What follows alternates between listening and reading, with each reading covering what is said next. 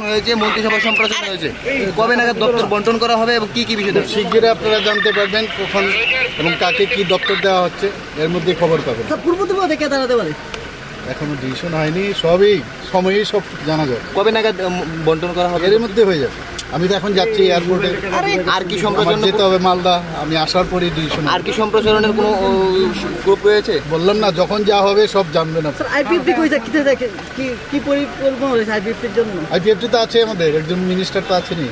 Sir, আজকে এই যে শপথ গ্রহণ অনুষ্ঠান, এই শপথ গ্রহণ রাজ্যবাসীর জন্য কি বলবেন? বা বলবো, আমরা তো সবসময় বলছি যে আমরা সবাই একসাথে মিলে জাতি জনজাতি মিলে আমরা ত্রিপুরাকে মানে শ্রেষ্ঠ ত্রিপুরা বানানোর লক্ষ্যে আমরা কাজ করছি এবং সেই দিশায় আজকে আপনারা দেখতে পেলেন এখানে দুজন মিনিস্টার আজকে শপথ নিল।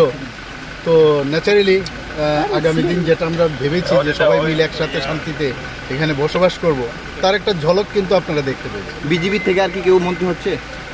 বললাম তো, সময়ে সব জানতে পারবেন, এখন কি করে বলবো। Thank you.